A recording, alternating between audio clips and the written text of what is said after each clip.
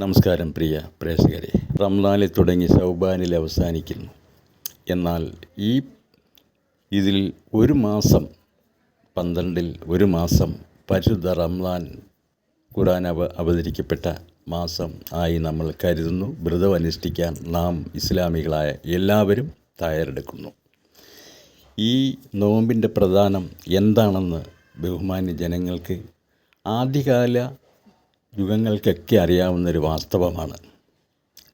ഒരു നേരം പോലും ഭക്ഷണം കഴിക്കാൻ മാർഗമില്ലാത്ത പട്ടിണി പാവങ്ങളുടെ വിശപ്പ്, 4 നേരത്തിലധികവും ഭക്ഷണം കഴിച്ച് വയർ വീർപ്പിച്ച് ഏമ്പക്കം വിട്ടിരിക്കുന്ന സമ്പന്നർക്ക് ഒരു വിശപ്പിൻ്റെ അനുഭവം കൊടുത്തെങ്കിലും പാവപ്പെട്ടവരെ സഹായിക്കുവാനുള്ളൊരു മാതൃകയാണ് റസൂൽ കരീം സല്ലല്ലാഹു അലൈഹി വസല്ലമയുടെ പാചകത്തോടു കൂടിയും ഖുർആൻ അവതരണത്തിനോടു കൂടിയും ഇസ്ലാമികൾ മനസ്സിലാക്കുവാൻ തയ്യാറെടുത്തതും അതിന്ന് പ്രഖ്യാപനത്തിലും പ്രാബല്യത്തിലും വന്നുകൊണ്ടിരിക്കുന്നത് വാസ്തവം.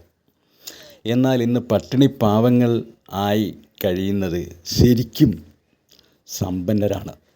കാര്യം എന്ന് വെച്ച് കഴിഞ്ഞാൽ എല്ലാം ഉണ്ട്. പൊന്നും പണവും സമ്പത്തും ഭക്ഷണ സാമഗ്രികളും സാധനങ്ങളും എല്ലാവിധ സൗകര്യവും ഉണ്ടെങ്കിൽ തന്നെയും പച്ചവെള്ളം പോലും കുടിക്കാൻ പാടില്ല എന്ന് വിധി കൽപ്പിക്കപ്പെട്ട ഒരു ദിനമായി മാറിയിരിക്കുകയാണ് ഇപ്പോഴത്തെ ഈ കാലം.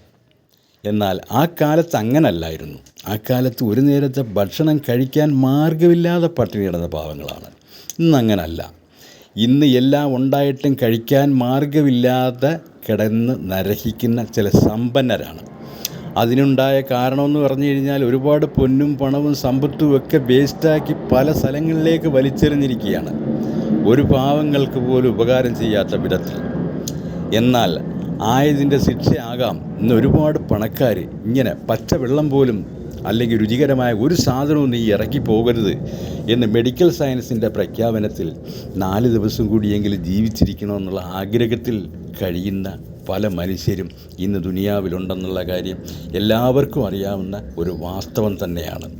എന്നാൽ ഇത് മൂക്കില്ലാ രാജ്യത്തെ മുറിമൂക്കൻ്റെ ഒരു അഭിപ്രായം പോലെ നിങ്ങൾ കരുതി ഇനിയും ഇതിനൊരു മാതൃകാ ഫലം മാറ്റം വരണം എന്ന് നാം ആഗ്രഹിക്കുന്നു.